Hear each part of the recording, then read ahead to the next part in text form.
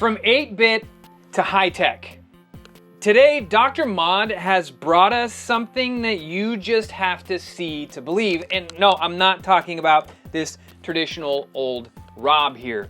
He has done something to R.O.B that is... You really outdid yourself.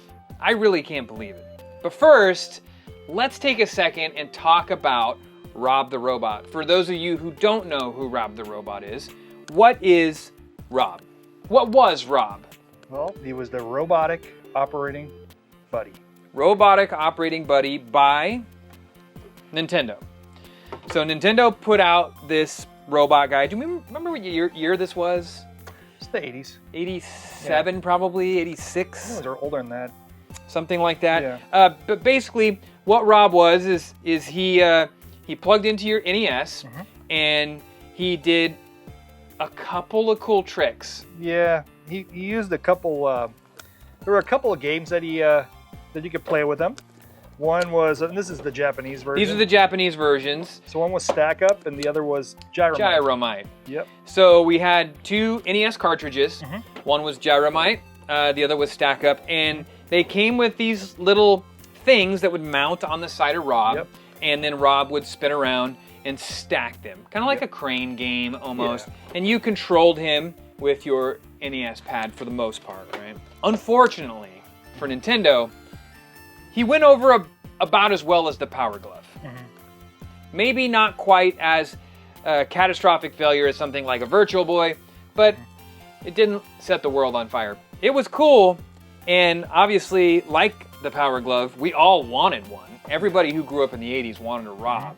Even if you didn't grow up in the 80s, you wanted a R.O.B. It's like the Power Glove. You wear it, and then you realize this doesn't really do anything, actually. Yeah. So you had an idea for R.O.B. This is something that's been kind of gestating for a while. Yeah. What was that idea? So, you know, R.O.B, he operated based on signals from your TV. He would aim at your CRT TV, it would send a signal, and it would make him move. And really, aside from that, he didn't move. He worked like a light gun. Yeah, kind of like a reverse light gun. Yeah. He took the signal and then he would, translate it into that motion. I did not know. So I wanted him to be able to move whenever I wanted him to. Like to have full control of him, his arms, and have him do stuff, and even be able to get up and move.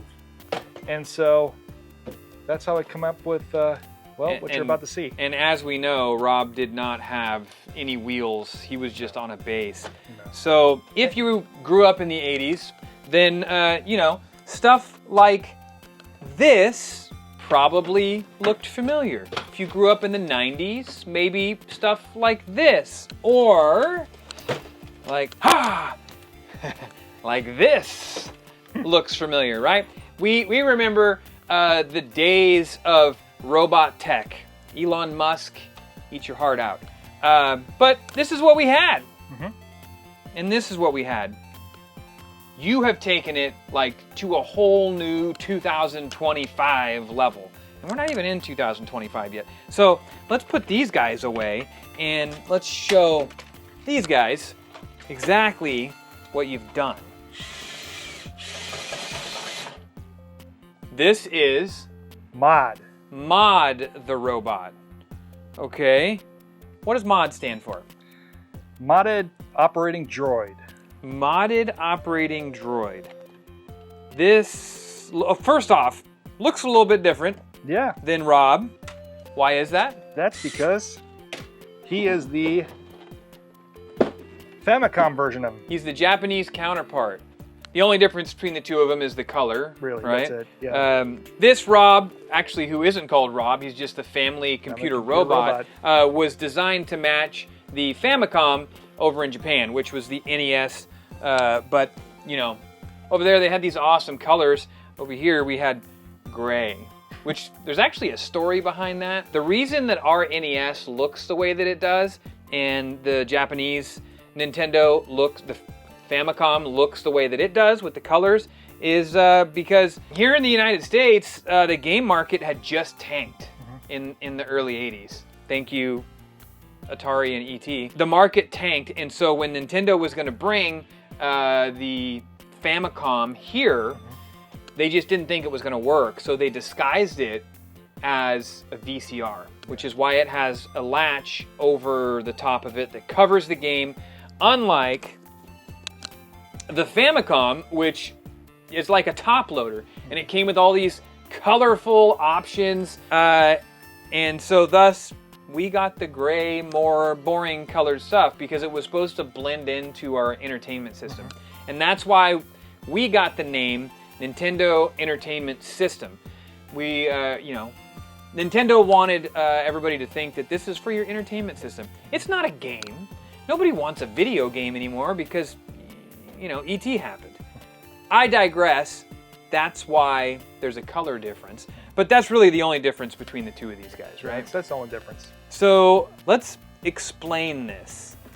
Tell me exactly what you've done here with Rob. So he's blended in he's really a blend of two of my favorite robots. Okay, R.O.B from, this guy. And Short Circuit, Johnny 5. Johnny 5. Yeah. He's got a real Johnny 5 vibe to him. He does. That's for sure. And so we got this tank treads on him.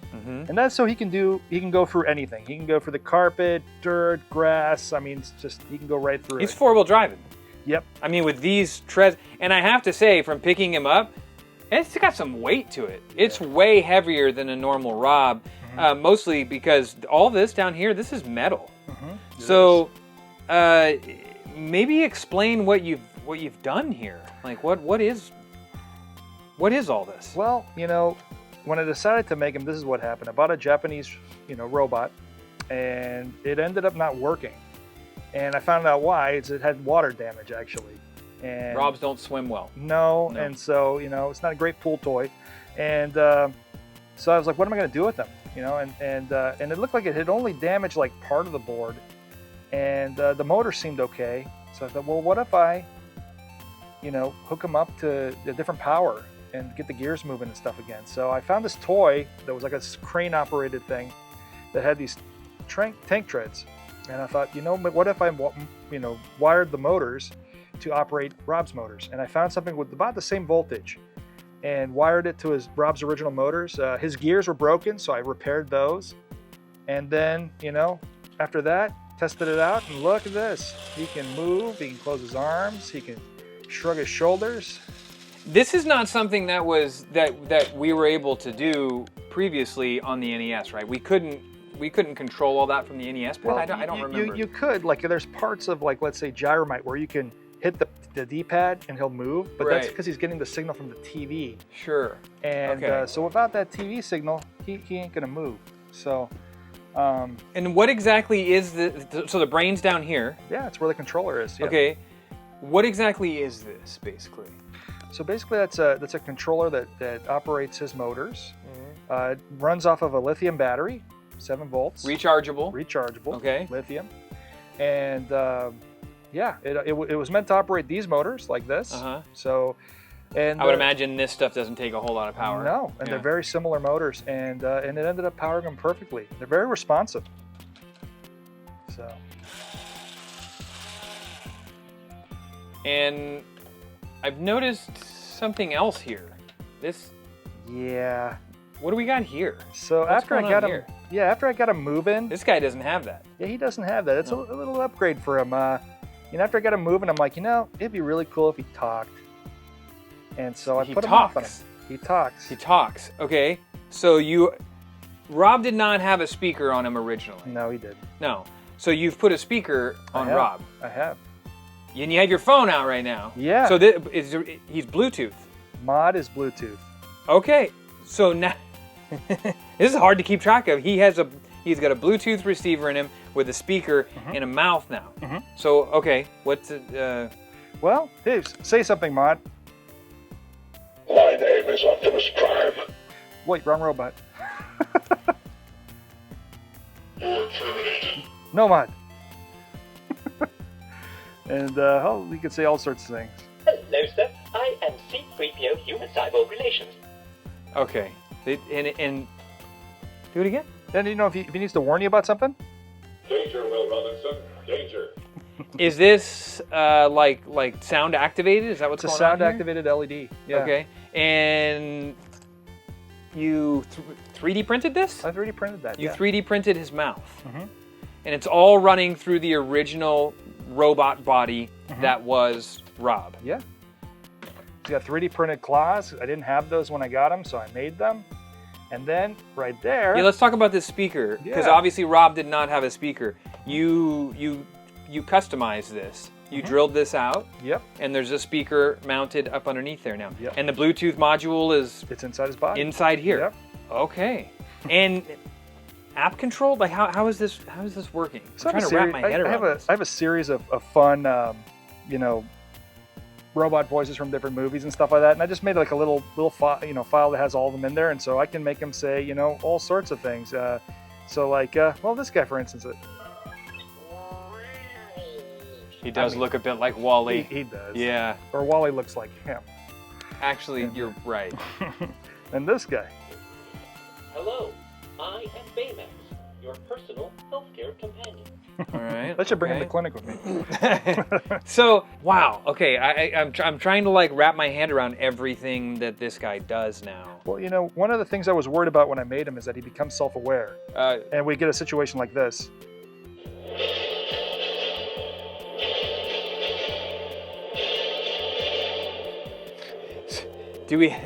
Is there a possibility in the future of putting some sort of AI chat GPT thing in here? It's very possible, and that's kind of where he might be heading to next. So this isn't done. Nah, This project is just beginning. yes. For everybody who's watching, though, I'm sure the question is going to be for some people, what if they want one? Well, I mean, is yeah. this like an affordable thing to do? Like, are these parts easy to get? Yeah, I mean, you know, everything I picked to make him, I tried to make it something that I could easily, you know, get a hold of. Rob's. That's my so next easy to. question. Okay, Yeah. so that's the next question. How easy or not easy is it to get a hold of an actual Rob the robot? Maybe a broken one. You go to Yeah. eBay, you could probably find a broken one. I assume. Exactly. So, you know, I got one to make you, and he looks like this guy. This All guy's right. a loaner from one of our friends, and so we're gonna make you this one. And you know, even broken, they're a little costly. Yeah. So, you know, What are we looking at cost-wise for about, if you go to eBay right now? about 90, maybe even 100 for a broken So one. you're looking for at $100 for a broken Rob the and robot. more, you know, a complete one, especially a box one or something like that. You're talking about a couple hundred to more, you know, Yeah. hundreds for Yeah. a boxed one. Now let me ask this, cost-wise, if you don't mind me asking, and if you don't kind of have that sort of thing together yet, that's totally fine too. But you know, aside from buying the Rob, how much do you think this sort of conversion, with all the parts and your time and stuff, what does it cost? So, you know, as far as the parts in, that little toy wasn't the cheapest toy, but wanted something very good We're quality. talking about this down here. Yeah, the bottom part. Mhm. And so that cost about 100, and but it's well made. And then the Definitely well made. broken Rob himself, I paid less than 100 for him, Mhm. and I cleaned him up and made him look nice again. And so you're looking, you know, at least a couple $100 just in parts to make him. And you know, the labor, it takes a little bit of time to wire everything and fix the gears on these guys. Yeah, because not only are you going through and you're fixing the gears so all of this stuff moves, Yeah. but like you're attaching all of this bottom part is new. These holes, they're new. These holes are new. Are these custom pieces here? No, that's what came with the actual. This is what came yeah. with it. Wow. I mean, this is really something. I don't know that I've ever seen a mod quite like this, especially on a unit like Rob, because Rob is something that you don't see every day. We don't see it's not like an NES proper, a console or a Super NES where you can go to pretty much any retro store and find them. Like they're hard to come across. And the people who do love Rob. I feel like there's going to be a lot of people that. The other thing I noticed when he was driving in, he has eyes. He does. He has. Rob red did eyes. not have eyes, right? Well, I mean, he's got the little, eye. But I mean, he didn't have lights. like light up eyes. Yeah. He did not have lights. Yeah. in No, his we eyes. added some LEDs to his eyes, so his eyes light up, and so we did red to match the color on top of him, and yeah. what's the plan in the future? Like, what else do you want to do to this guy? Well, I'm hoping the military will buy him. Retire early. Yeah, retire. No, I'm kidding. I'm kidding. No, I just, to me, I thought about making guys like him and then making maybe some that are automated and run on their own. Maybe I'll paste them to a Roomba and have it back in the house. A Roomba Rob. Yeah, a Roomba Rob. A Roomba yeah. mod. Yeah. Can I want to like give him a spin. Is that cool? Yeah, take him for a spin, Chris. Also, controller. Yeah.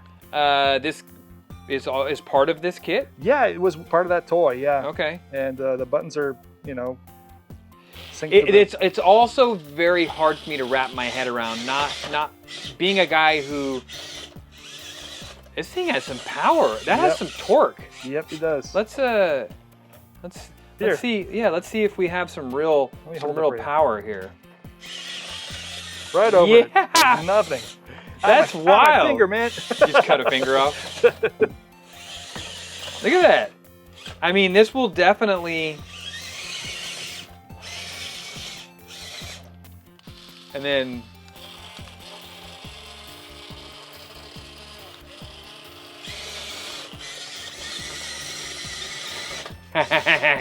Tank controls. I'm getting the hang of it now. Yeah. I feel like I could pick my camera up. This is wild. Yeah.